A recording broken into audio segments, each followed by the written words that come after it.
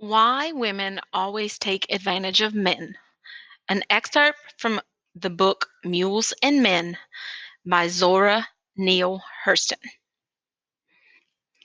Don't you know you can't get the best of no woman in a talking game?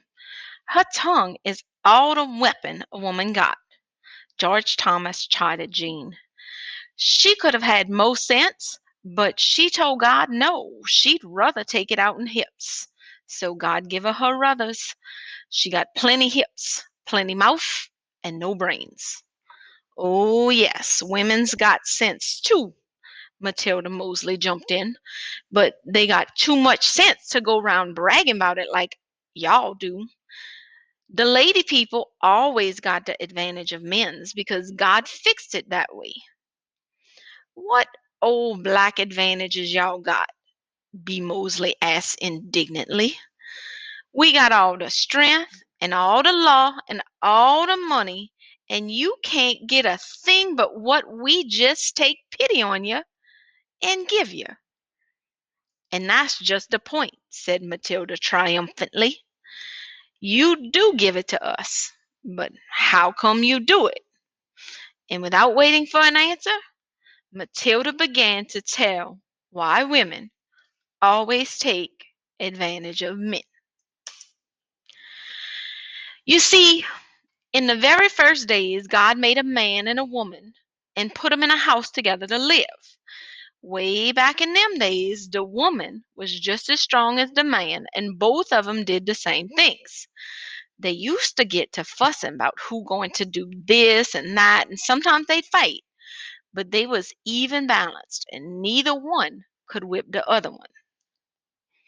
One day, the man said to himself, believe I'm going to go see God and ask him for a little more strength so I can whip this woman and make her mine. I'm tired of the way things is. So he went up to God. Good morning, old father. Howdy, man. What you doing round my throne so soon this morning? I'm troubled in my mind, and nobody can't ease my spirit except in you. God said, put your plea in the right form, and I'll hear and answer. O Maker, with the morning stars glittering in your shining crown, with the dust from your footsteps making worlds upon worlds, with the blazing bird we call the sun flying out your right hand in the morning and consuming all day the flesh and blood of stump black darkness, and comes flying home every evening to rest on your left hand, and never once in all your eternal years misstood the left hand for the right. I ask you, please, to give me more strength than that woman you give me so I can make her mine. I know you don't want to always be coming down way past the moon and stars to be straightening her out, and it's got to be done. So give me a little more strength, old Maker, and I'll do it. All right, man, you got more strength than woman. So the man run all the way down the stairs from heaven till he got home. He was so anxious to try his strength on the woman that he couldn't take his time. Soon he got in the house, he hollered, woman, here's your boss. God done told me to handle you whichever way I please. I'm your boss. The woman flew to fighting right off. She fought him frightening, but he beat her. She got her win and tried him again, but he whipped her again. She got herself together and made the third try on him, vigorous, but he beat her every time. He was so proud he could whip her at last that he just crowed over her and made her do a lot of things she didn't like. He told her, long as you obey me, I'll be good to you. But every time you rear up, I'm going to put plenty wood on your back and plenty water in your eyes. The woman was so mad she went straight up to heaven and stood before the Lord. She didn't waste no words. She said, Lord, I come before you mighty majesty. I want back my strength and power I used to have. Woman, you got the same power you had since the beginning.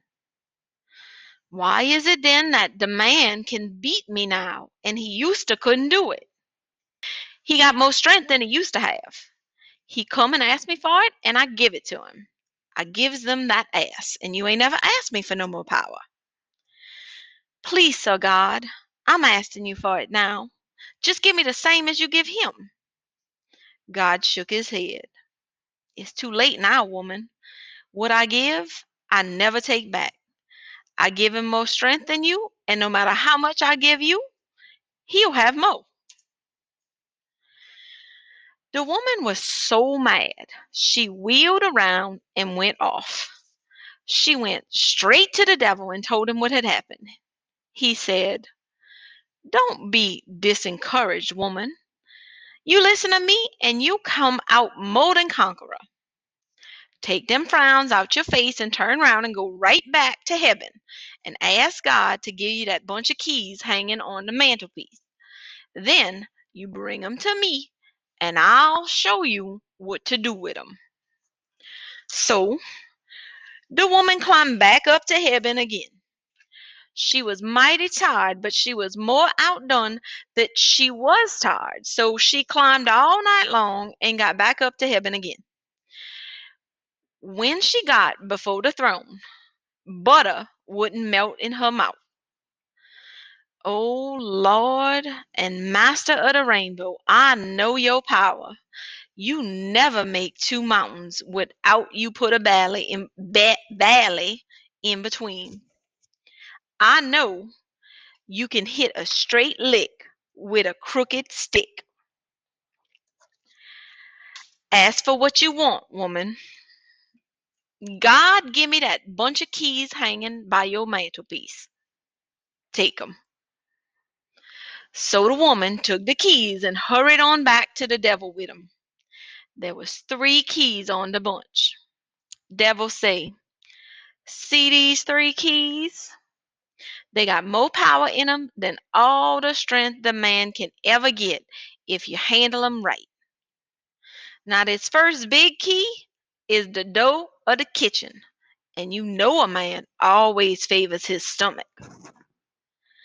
This second one is the key to the bedroom, and he don't like to be shut out from that neither. And this last key is the key to the cradle, and he don't want to be cut off from his generations at all.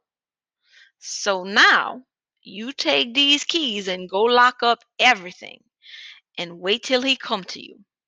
Then don't you unlock nothing until he use his strength for your benefit and your desires." The woman thanked him and told him, "If it wasn't for you, Lord knows what us poor women folks would do." She started off, but the devil halted her. "Just one more thing.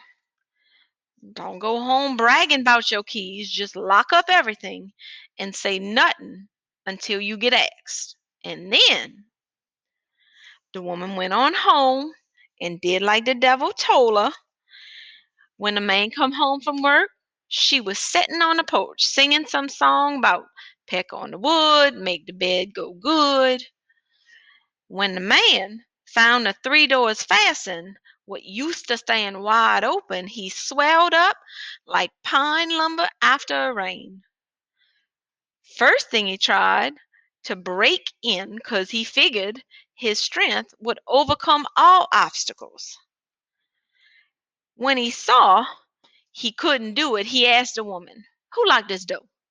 She told him, "Me." "Where'd you get the key from?" "God give it to me." He run up to God and said, "God, woman got me locked away from my victuals, my bed, and my generations, and she say you give her the keys." God said, "I did, man. I give her the keys, but the devil showed her how to use them." "Well, oh maker, please give me some keys just like 'em so she can't get the full control." "No, man. What I give, I give." Woman got the key. How can I know about my generation? Asked the woman. So the man came on back and submitted himself to the woman, and she opened the doors. He wasn't satisfied, but he had to give in.